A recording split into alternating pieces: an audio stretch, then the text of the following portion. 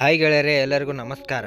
India versus Australia test ಪಂದ್ಯದ ವೇಳೆ DSP Siraj ಮೇಲೆ ಶಿಕ್ಷೆ ಆಗಿದೆ. ಟ್ರಾವಿಸ್ ಹೆಡ್ ಮತ್ತು ಸಿರಾಜ್ ದೊಡ್ಡ ಜಗಳ ಮತ್ತು ಐಸಿಸಿದವರು ಸಿರಾಜ್ ಮೇಲೆ ದಂಡ ಹಾಕಿದ್ದಾರೆ.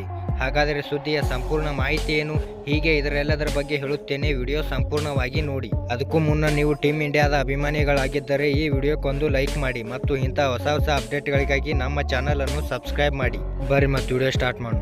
ಅಡಿಲೇಡ್ನಲ್ಲಿ ನಡೆದ ಭಾರತ ಮತ್ತು ಆಸ್ಟ್ರೇಲಿಯಾ ನಡುವಿನ ಎರಡನೇ ಟೆಸ್ಟ್ ಪಂದ್ಯದಲ್ಲಿ ಮೊಹಮ್ಮದ್ ಸಿರಾಜ್ ಮತ್ತು ಟ್ರಾವಿಸ್ ಹೆಡ್ ನಡುವೆ ದೊಡ್ಡ ಜಗಳ ನಡೆದಿದೆ. ಈ ಇಬ್ಬರು ಕ್ರಿಕೆಟಿಗರ ನಡುವಿನ ವಾಗ್ವಾದದ ಕ್ರಿಕೆಟ್ ಲೋಕದಲ್ಲಿ ಹೊಸ ವಿವಾದ ಸೃಷ್ಟಿಸಿದೆ.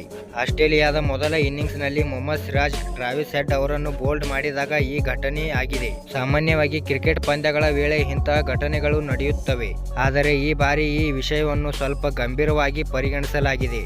ಸಿರಾಜ್ ಮತ್ತು ಹೆಡ್ ನಡುವಿನ ಈ ವಾಗ್ವಾದದ ನಂತರ ಐಸಿಸಿ ಇಬ್ಬರು ಆಟಗಾರರ ವಿರುದ್ಧ ಕೆಲವು ಪ್ರಮುಖ ಕ್ರಮಗಳನ್ನು ತೆಗೆದುಕೊಳ್ಳುವ ಸಾಧ್ಯತೆ ಇದೆ.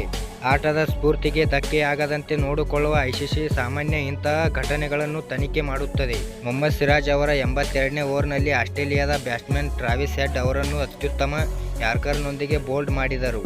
ಇದಾದ ನಂತರ ಹೆಡ್ ಸಿರಾಜ್ಗೆ ಏನನ್ನು ಹೇಳುತ್ತಿರುವಂತೆ ಕಂಡು ಬಂದಿತ್ತು. ಇದಕ್ಕೆ ಸಿರಾಜ್ ಸಹ ಪ್ರತಿಕ್ರಿಯಿಸಿ ಹೆಡ್ಗೆ ಹೊರಹೋಗುವಂತೆ ಸೂಚಿಸಿದರು. ಈ ಘಟನೆಯ ನಂತರ ಸಿರಾಜ್ ವಿರುದ್ಧ ಆಸ್ಟ್ರೇಲಿಯಾ ಪ್ರೇಕ್ಷಕರು ಬೊಂಬೆ ಆಕ್ರೋಶ ತೋರ್ಪಡಿಸಿದರು. ಡೈಲಿ ಟೆಲಿಗ್ರಾಫ್ ವರದಿಯ ಪ್ರಕಾರ ಈ ಘಟನೆಯ ನಂತರ ಐಸಿಸಿ ಇಬ್ಬರು ಆಟಗಾರರ ವಿರುದ್ಧ ಶಿಸ್ತು ಕ್ರಮ ಕೈಗೊಳ್ಳುವ ಸಾಧ್ಯತೆ ಇದೆ. ಇಬ್ಬರು ಆಟಗಾರರ ಮೇಲೆ ನಿಷೇಧ ಹೇರುವ ಸಾಧ್ಯತೆ ಕಡಿಮೆ.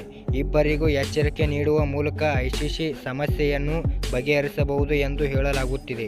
ಆದರೆ ಇದೀಗ ಇಬ್ಬರಿಗೂ ಕಠಿಣ ಶಿಕ್ಷೆ ಪ್ರಕಟಿಸಿದ ಐಸಿಸಿ ಸಿರಾಜ್ಗೆ ಪಂದ್ಯ ಶುಲ್ಕ %20 ದಂಡ ವಿಧಿಸಲಾಗಿದೆ. ಆದರೆ ಹೆಡ್ಗೆ ದಂಡ ವಿಧಿಸಲಾಗಿಲ್ಲ. ಇನ್ನೊಂದೆಡೆ ಐಸಿಸಿ ನೀತಿ ಸಂಹಿತೆಯನ್ನು ಉಲ್ಲಂಘಿಸಿದ್ದಕ್ಕಾಗಿ ಮೊಹಮ್ಮದ್ ಸಿರಾಜ್ ಮತ್ತು ಟ್ರಾವಿಸ್ ಹೆಡ್ ಇಬ್ಬರಿಗೂ ಒಂದು ಡಿಮೆಂಟ್ರಿ ಪಾಯಿಂಟ್ ನೀಡಲಾಗಿದೆ.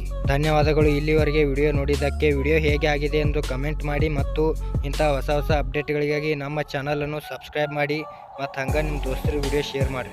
ನಮಸ್ಕಾರ.